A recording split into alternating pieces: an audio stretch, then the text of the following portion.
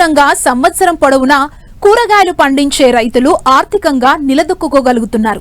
అలా ఏడాది పొడవునా సాగుకు అనుకూలమైన కూరగాయ పంటల్లో బెండ ఒకటి. మిగతా కూరగాయల్లో ధరలు హెచ్చుతగ్గులున్నా స్థిరమైన ఆదాయాన్నిచ్చే పంటగా బెండ రైతుల ఆదరణ పొందుతోంది.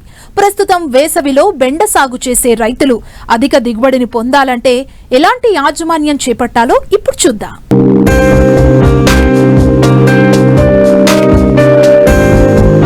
బెండ ఏడాది పొడవునా సాగయ్యే పంట. 4 నెలలు కాలపరిమితి కలిగిన ఈ పంటలో హైబ్రిడ్ రకాలు అందుబాటులోకి వచ్చాక రైతులు ఎకరాకు 50 నుంచి 100 క్వింటాళ్ల దిగుబడి సాధిస్తున్నారు. ఏడాదిలో ఎక్కువ రోజుల పాటు మార్కెట్ ధర నిలకడగా కొనసాగడం వల్ల రైతులు మంచి ఫలితాలు సాధిస్తున్నారు. ప్రస్తుతం రబీ పంటగా విత్తేందుకు రైతులు సిద్ధమవుతున్నారు. అయితే అధిక దిగుబడులు పొందాలంటే ఎలాంటి యాజమాన్య పద్ధతులు చేపట్టాలో తెలియజేస్తున్నారు బెల్లంపల్లి కృషి విజ్ఞాన కేంద్రం శాస్త్రవేత్త శ్రవంతి. బెండ మనకు సాధారణంగా తెలుసు, అది ఒక ఉష్ణమండలపు పంట. మరియు బెండ అనగానే మనకు వేసవి మరియు ఖరీఫ్ సీజన్ రెండిళ్లలో బాగా మనము పండించేటువంటి పంట. అయితే ఈ బెండలో మనం సాధారణంగా ఎదుర్కొనేటువంటి సమస్య గింజలు సరిగ్గా మొలకెత్తకపోవడం, మరియు సస్యరక్షణలో చూసినట్లయితే పల్లాకు తెగులు సమస్య ఎక్కువగా ఉండడం, మరియు షూట్ అండ్ ఫ్రూట్ బోరర్ అంటే మొవ్వ మరియు కాయతొలి చుక్కలు సమస్యలు ఎక్కువగా ఉండడం వలన రైతులు నష్టాన్ని చవిచూస్తున్నారు. పల్లాకు తెగులు సమస్యను తట్టుకునేటువంటి మంచి రకాలను మనం ఎన్నుకోవాలి. మనకు మార్కెట్లో ఆల్రెడీ రిలీజ్ అయినటువంటి పూసా సవాని, అర్కానమిక వంటి రకాలు అందుబాటులో ఉన్నాయి. ఇవే కాకుండా వివిధ రకాల ప్రైవేట్ హైబ్రిడ్స్ కూడా మనకు అందుబాటులో ఉన్నాయి. ఇలాంటి మంచి రకాలు కూడా మంచి రకాన్ని ఎన్నుకోవాలి. తర్వాత మనం మొదటగా గుర్తుంచుకోవాల్సింది, బెండలో మనకి ఎక్కువగా విత్తన మొలక శాతం అనేది సరిగ్గా ఉండదు. దానికి మనం ఎలాంటి జాగ్రత్తలు పాటించాలంటే, విత్తనాన్ని ముందుగా మనము ఒక రోజు ముందు అంటే 24 గంటల ముందు నీటిలో నానబెట్టుకోవాలి. లేదా ఒక 45 డిగ్రీల సెంటీగ్రేడ్ ఉన్నటువంటి హాట్ వాటర్లో మనం 1.5 గంటల పాటు ఈ విత్తనాన్ని మనము నానబెట్టుకోవాలి. ఈ రెండిట్లో ఏదో ఒక పద్ధతిని పాటించినట్లయితే మనకు విత్తన మొలక శాతం అనేది బాగా ఉంటుంది. ఇదే కాకుండా విత్తన శుద్ధి కూడా మనం చేసుకోవాలి. బెండకు 1 కిలో విత్తనానికి ఇమిడాక్లోప్రిడ్ పొడి మందును 5 గ్రాములు కిలో విత్తనానికి కలుపుకొని మనము పట్టించినట్లయితే విత్తన శుద్ధి చేసుకోవచ్చు. వినిలను తయారు చేసుకునేటప్పుడు 4 నుంచి 5 సార్లు మనము దుక్కిని మంచిగా దున్నుకోవాలి. ఈ దున్నుకునేటప్పుడు ఆఖరి దుక్కులో మనము 8 నుంచి 10 టన్నుల వరకు పశువుల పేడను వేసుకోవాలి.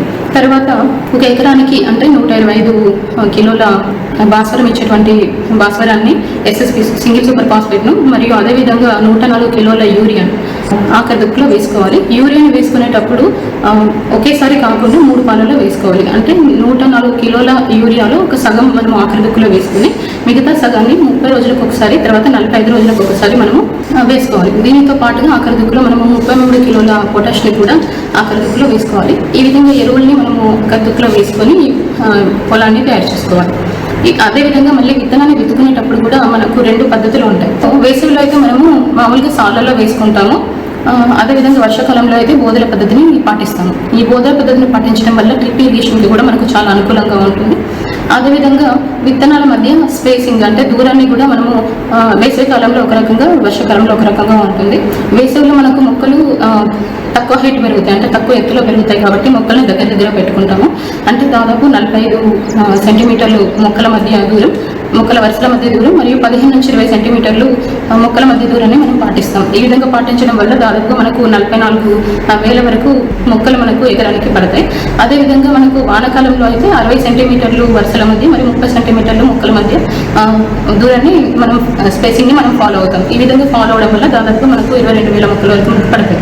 అదేవిధంగా విత్తిన తర్వాత వెంటనే మనము నీటి తడిని గింజలకు అందించాలి. ఈ విధంగా 4 నుంచి 5 రోజులకు ఒకసారి నీటి తడిని మనము అందించాలి. ఇటీవలి కాలంలో వాణిజ్య పంటల కంటే కూరగాయల సాగే రైతులకు లాభదాయకంగా మారింది. ముఖ్యంగా బెండ వంటి కూరగాయ పంటలకు మార్కెట్ ఒడిదుడుకులు తక్కువ. అందుకే చాలా వరకు రైతులు వర్షాకాలంతో పాటు వేసవిలో కూడా బెండను విత్తుతూ ఉంటారు. అయితే ఈ పంటలో సకాలంలో కలుపు నివారించడమే కాకుండా చీడపీడలను ఎప్పటికప్పుడు గమనిస్తూ తగిన సస్యరక్షణ చర్యలు చేపట్టినట్లయితే బెండ సాగులో ఎకరాకు 5 నుంచి 8 టన్నుల దిగుబడిని తీయవచ్చని రైతులకు వివరాలు తెలియజేస్తున్నారు శాస్త్రవేత్త. విత్తనాలు విత్తిన తర్వాత వెంటనే మనము పెండి మిథాలిన్ 1.2 లీటర్స్ ఒక 200 లీటర్ల నీటికి కలుపుకొని మనము పిచికారీ చేసుకోవాలి. ఈ విధంగా పిచికారీ చేసుకోవడం వలన మనకు వచ్చేటువంటి కలుపు సమస్యలు అనేవి తగ్గుతాయి. మనం బెండ మిత్రలని స్ప్రే చేసేటప్పుడు నేల తడిగా ఉండే విధంగా మనము జాగ్రత్త పాటించాలి. ఒక నేల తడిగా ఉండనట్లయితే మనకు పనిచేయదు. ఈ విధంగా తడిగా ఉండే విధంగా మనం చూసుకోవాలి. అదేవిధంగా మళ్ళీ 45 రోజుల తర్వాత ఒకసారి మనము కలుపు కూడా మాన్యువల్గా మనము కలుపు అనేది తీయించాలి. దీని తర్వాత మనకు బెండ సామాన్యంగా 100 రోజుల పంట అంటే 90 నుంచి 100 రోజుల వరకు మనకు పంటకాలం ఉంటుంది. విత్తిన తర్వాత దాదాపు 45 రోజుల నుంచి 60 రోజులలో మనకు పూత అనేది స్టార్ట్ అవుతుంది.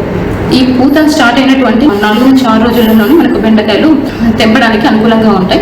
ఒకవేళ 7వ రోజున కనుక మనము ఈ బెండకాయలను తెంపినట్లయితే దాంట్లో కొంచెం పీచు పదార్థం అంటే ఫైబర్ ఫార్మేషన్ జరిగి బెండకాయల యొక్క క్వాలిటీ అనేది తగ్గుతుంది. అందువల్ల ముఖ్యంగా గుర్తుంచుకోవాల్సింది ఏంటంటే పువ్వు పూసిన 4 నుంచి 6 రోజులలోనే మనం ఈ ఖాతా అనేది తెంపుకోవాలి. అదేవిధంగా మనకు సస్యరక్షణలో భాగంగా మొగ మరియు కాయతొలుచు పురుగు అంటే ఫ్రూట్ అండ్ షుగర్ బోరర్ సమస్య కూడా ఎక్కువగా ఉంటుంది. మనము విత్తినటువంటి 30 రోజుల్లోనే మనకు ఈ సమస్య అనేది కనబడుతూ ఉంటుంది. ఈ విధంగా సమస్య కనబడినప్పుడు మనము తగినటువంటి రసాయనిక పద్ధతులలో భాగంగా ఇమిడాక్లోప్రిడ్ పిచికారీ చేసుకోవచ్చు. లేదంటే లైట్ ట్రాప్స్ ఎకరానికి ఒక 12 చొప్పున కూడా మనం అమర్చుకోవచ్చు. ఇదే విధంగా వీటితో పాటుగా మనకు రసం పీచు పురుగుల సమస్య కూడా ఎక్కువగా ఉంటుంది. రసం పీచు పురుగుల సమస్య నుండి కాపాడుకోవడానికి సాధారణంగా ఇమిడాక్లోప్రిడ్ స్ప్రే చేసుకోవాలి. లేదంటే మనము త్రిప్స్ సమస్య అంటే పచ్చ పురుగుల సమస్య ఎక్కువగా ఉన్నట్లయితే మనము ఫిబ్రోనిల్ 2 ml లీటర్ నీటి కలుపుకొని పిచికారీ చేసుకోవాలి. అదేవిధంగా తెల్లదోమ వల్ల మనకి పల్లాకు సమస్య అనేది వస్తుంది. సో తెల్లదోమల్ని నివారించినట్లయితే మనకు పల్లాకు తెగులు యొక్క ఉధృతి కూడా తగ్గుతుంది. కాబట్టి మనము తెల్లదోమ నివారణకు మనకు ఎసెపెట్ 1.5 grams లీటర్ నీటికి కలుపుకొని మనము పిచికారీ చేసుకున్నట్లయితే పల్లాకు తెగుల సమస్య మరియు తెల్లదోమల సమస్య కూడా మనకు నివారించబడుతుంది. ఈ విధంగా పాటించడం వల్ల మనకు దాదాపుగా 3 నుంచి 4 టన్నుల వరకు దిగుబడి అనేది రైతులకు వస్తుంది.